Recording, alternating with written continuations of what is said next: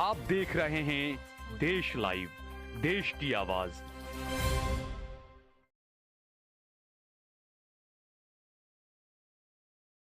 आदाब, देश लाइव में आपका स्वागत है। मैं हूं साहब कुरैशी। दिल्ली के अकबर रोड पर रातों रात ऐसे बोर्ड लगा दिए गए जिसमें खुद इंडिया गठबंधन के नेता राहुल गांधी के खिलाफ टिप्पणियां कर रहे हैं। यूथ कांग्रेस के कार्यकर्ताओं ने इन तमाम बोर्डों को फाड़कर फेंक तो दिया। 7 जून 2026 की रात ये बोर्ड इसलिए लगाए गए क्योंकि 8 जून को दोपहर 12 बजे इंडिया गठबंधन की 25 पार्टियों की मीटिंग होनी थी दिल्ली के कॉन्स्टिट्यूशनल क्लब में।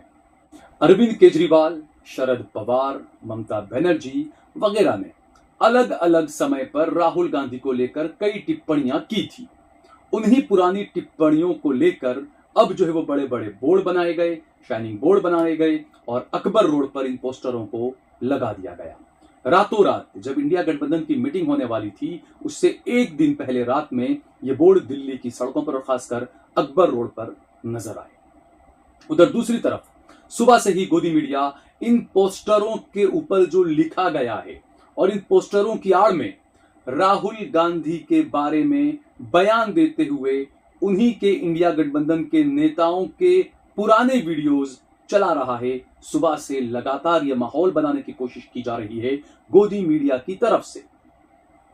यानी बच्चा भी समझ सकता है कि यह सब आखिर गोदी मीडिया किसके इशारे पर कर रहा है और ये होर्डिंग्स, ये बोर्ड्स आखिरकार किसने लगाए थे और किस तरीके से इन पोस्टर की आड़ में मोदी के पक्ष में और राहुल के खिलाफ माहौल बनाने की कोशिश गोदी मीडिया कर रहा है।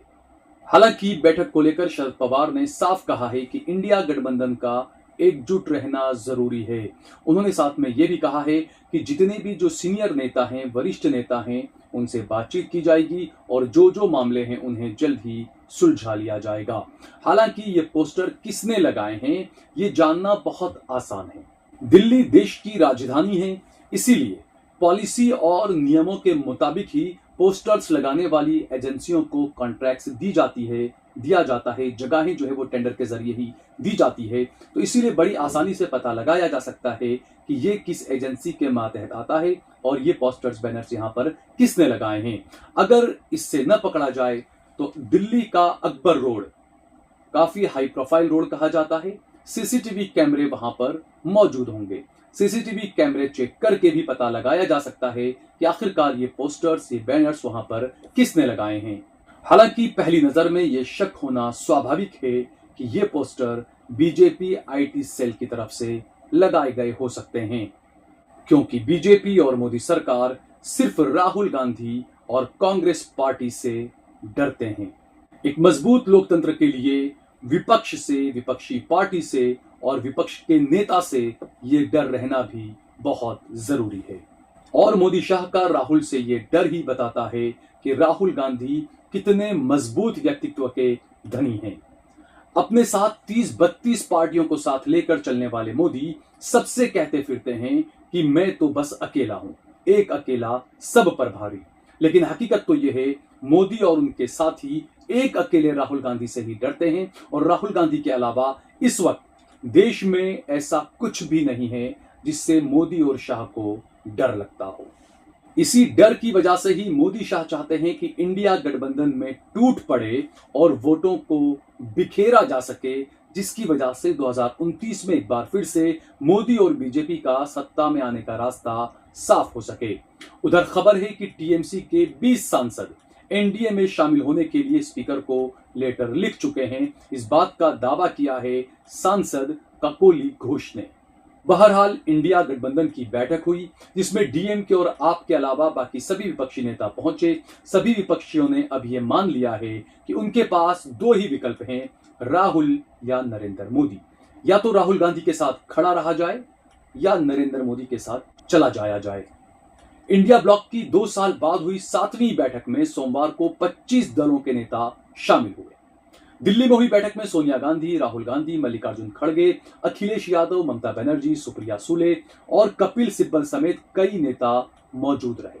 वहीं उद्धव ठाकरे और हेमंत सोरेन वर्चुअली जुड़े, जिनके बारे में सुबह से यह माहौल बनाया जा रहा था कि उद्धव ठाकरे और हेमंत सोरेन ने इंडिया गठबंधन से किनारा कर लिया है, लेकिन ये दोनों ही नेता वर्चुअली इस मीटिंग में जुड़े, इस बैठक में जुड़े। वहीं इंडिया गठबंधन की बैठक में मल्लिकार्जुन खड़गे ने कहा कि सीबीएसई नीट गड़बड़ी पर शिक्षा मंत्री इस्तीफा दें।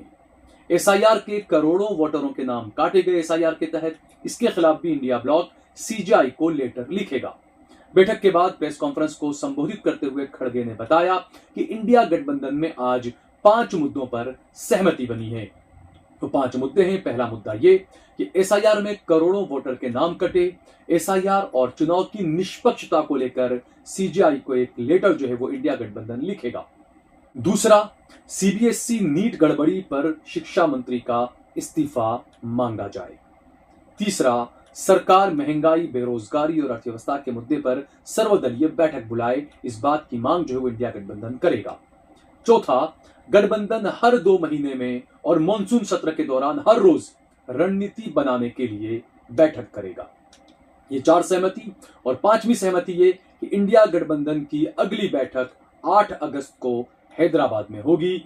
ये तमाम 5 मुद्दों पर जो है वो इंडिया गठबंधन में आज रजामंदी हुई है, आम राय बनी है, और ये 5 मुद्दों पर अगली बैठक तक जो है वो इंडिया गठबंधन अमल करने वाला है। इस वीडियो को ज्यादा से ज्यादा शेयर करिए, कमेंट करिए, लाइक करिए। अगर आपने हमारा चैनल देश लाइव सब्सक्राइब न किया हो तो हमारे चैनल को जरूर सब्सक्राइब करिए। हमने हमारा नंबर दे रखा है, हमें आपके सहयोग की, आपके समर्थन की सख्त जरूरत है। इस नंबर के जरिए हमें ज्यादा से ज्यादा सहयोग करें, समर्थन करें। हम एक मुहिम चला रहे हैं कि 1 महीने के अंदर हमें कम से कम 50 लोगों को सीधा हमारे साथ जोड़ना है। डिस्क्रिप्शन में लिंक दिया हुआ है, उस लिंक पर क्लिक करके आप सीधे हमारे साथ जुड़ सकते हैं। फिलहाल मुझे दीजिए इजाजत। जय भारत, जय हिंद।